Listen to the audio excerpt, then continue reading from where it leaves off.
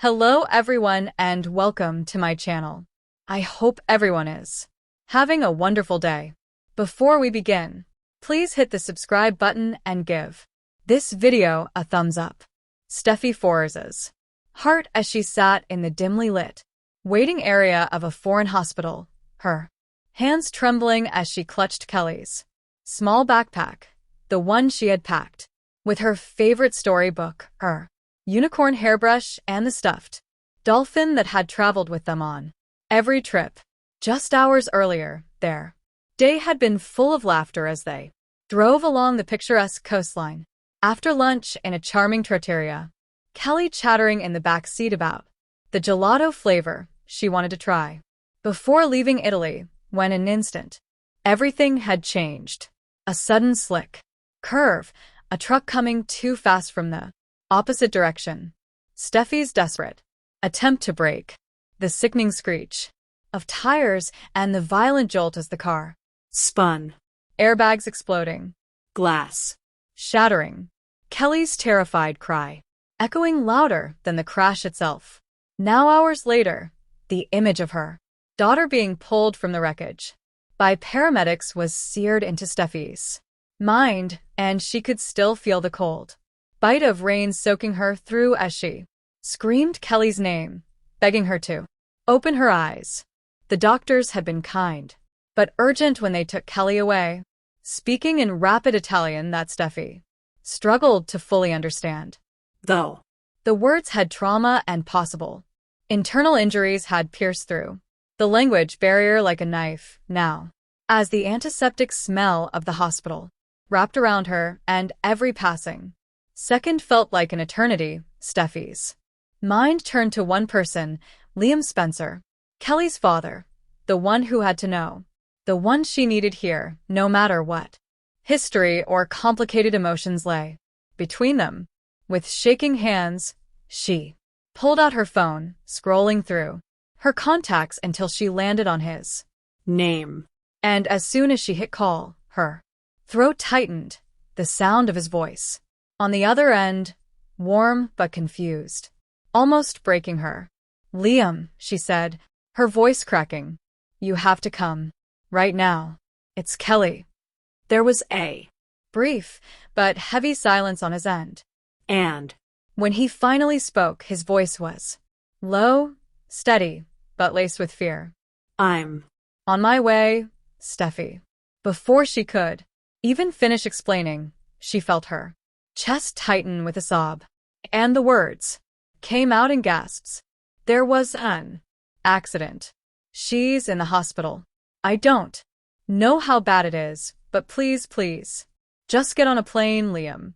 I can't do this alone." Wait a moment. Don't let go of her hand. And as she hung up, she found herself clinging to those words like a lifeline, trying to keep her breathing steady, while the clock on the wall seemed to mock her with its slow, deliberate ticks, flashes of their life together. The beach days, the bedtime stories, the way Kelly's face lit up when she saw them both in the same room, collided with the unbearable thought of losing her, and Steffy's tears flowed harder, her hands shaking as she pressed them to her face. Across the continent, Liam was already racing through his apartment in Los Angeles, tossing clothes into a bag with no thought to matching or folding, his mind singularly focused on one thing: getting to his daughter. He called the airline on the way to the airport, his voice urgent as he begged for the next flight to Rome, explaining only that his little girl was in the hospital, the kind of explanation that made even the most rigid booking agents soften their tone. Back in Italy, the double doors to the trauma ward finally swung open, and a doctor in green scrubs approached Steffy, speaking softly in English this time, telling her that Kelly was stable but unconscious, that they were monitoring swelling in her brain and running further tests. And while those words brought a sliver of relief, the mention of critical observation made Steffy's knees threatened to give out. She followed the doctor into Kelly's room, where the sight of her little girl so small against the expanse of the hospital bed, an oxygen mask over her face and 4 in her tiny arm made Steffi's heart shatter all over again. She sat beside her, brushing a damp strand of hair from Kelly's forehead, whispering through her tears, "Mommy's here, baby girl, and Daddy's coming, too." As if saying it would somehow make it all better. Hour by hour, the storm outside began to calm, but the one inside Steffi only intensified. And when Liam finally arrived the next day, breathless and pale from the long flight, their eyes met across the sterile room, all past grievances dissolving into the raw, shared fear of two parents clinging to the hope that their daughter would wake up. He rushed to Kelly's side, taking her hand in his thumb brushing over her knuckles as he murmured, "Hey, Peanut. Daddy's here," Steffi said. And as she watched him, she felt both reassured and afraid, because she knew that the next few hours could bring either the miracle they had prayed for or the nightmare they couldn't bear to think about.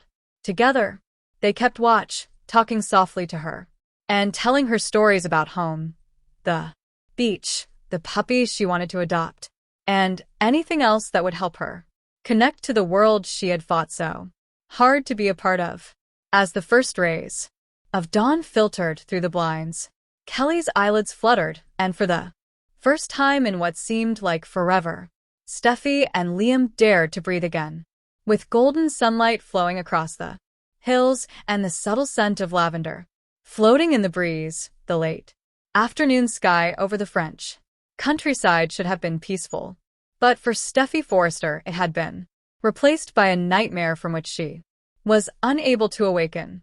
Her hands were shaking so badly that she was hardly able to hold on to the steering wheel of the rental car as she drove to the hospital. Just minutes before, her phone had rung, an unknown number from a local emergency dispatcher speaking fast French. Someone had brought up Kelly.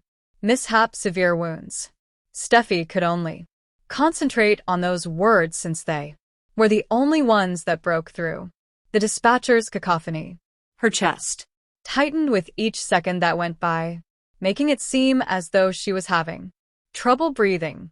Her thoughts went back to the morning before she had left with friends for a day excursion in a nearby hamlet when she had last seen her little girl's smile. That simple, cheerful smile that always brightened Steffi's life was now in danger from something terrible and unfathomable. Her voice cracked as she demanded information as she ran through the double doors of the hospital, her hair wild and her cheeks already strewn with tears.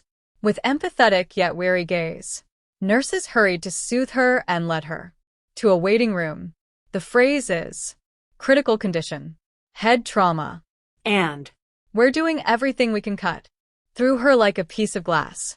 Steffi's knees gave up and she fell onto the closest chair, barely able to digest them. She scrambled for her phone, her gut telling her that she could only contact Liam, the only person who was entitled to be here and who deserved to hear this directly from her lips. She could hardly tap his number since her hands were shaking so much.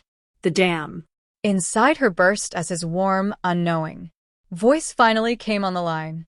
You must come, Liam, right now. Kelly had been involved in a terrible accident before she heard him swore gently, terror heightening his tone. Her cries tore through the line and silenced him for a heartbeat. She sobbed as she described how Kelly's car was struck by a truck on a small mountain road, sending it plummeting down a slope and into a ditch.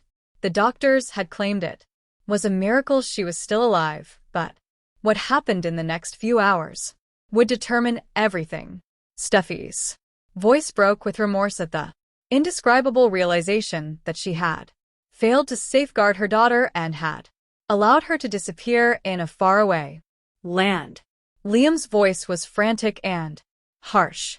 She could already hear him moving as shown by the slam of his door and the rustle of his baggage. I'm en route. He Tried to remain strong for her, but his voice broke a little as he said, hold her hand for me until I get there. After the call was over, Steffi held the phone to her chest and cried more, silently pleading for the cosmos to allow Kelly to struggle back. Shortly after, she seemed to be told by a nurse that she could see Kelly for a minute before they brought her into surgery. Steffi followed numbly, each breath a struggle, each step a burden as she made her way to that hospital bed. She was Almost devastated by the sight of her daughter, who was so tiny, pale, and frail beneath the glaring white lights, with tubes and cables all around her and her head covered in bandages. She Whispered assurances that everything would be all right and that both Mommy and Daddy would arrive shortly as she leaned down and pressed her lips to Kelly's hand. She secretly hoped that Liam would arrive on time and that their young daughter wouldn't give up before him. As Liam raced into the Los Angeles airport terminal, his heart was beating so fiercely that it felt like it may break his rib cage. After Steffi's shattered voice had upended his world, his phone had been ringing nonstop with calls from Hope, his father, Bill, and even Wyatt, all of whom wanted updates. He had just been able to say, "It's Kelly," without having much time to elaborate. Terrible mishap. After hurling clothes into a duffel and hurrying out the door, I said, "I have to get to her." Every minute seemed to drag on forever now. Liam was already pacing at the gate, silently pleading with the world to accelerate time with each step, even though the aircraft to Paris wasn't scheduled to depart for another hour. He made an effort to concentrate and think about the technicalities, such as the location of the hospital and how he would get there after landing. But his mind kept returning to Kelly's tiny laugh, her hair bouncing as she rushed to him in the park, and the proud way she called him Daddy. His eyes stung and his throat tightened at the thought of that light being extinguished. Steffi, meanwhile, waited in a tiny immaculate waiting room in France, looking exhausted and pale. Since arriving, she had not left the hospital, not even to get water. She kept looking at her phone, which was on her lap with the screen dark, as though she was hoping Liam would show up in the doorway. Kelly had sustained a serious concussion, a broken arm, and internal bleeding that needed to be stopped right away. According to the surgeon, who had just briefly emerged to explain the situation, the hours that followed were crucial. Steffi had given a dull nod, but she fell in her chair, bringing her knees to her chest and trembling slightly as soon as the doctor left. The fact that people were observing her didn't bother her. Her little girl's survival was all that mattered to her. Liam fell into his seat and clutched the armrests as he eventually boarded the aircraft, his thoughts constantly replaying Steffi sobbing. She couldn't handle this alone for another second. From the tarmac, he texted her, "I'm on my way.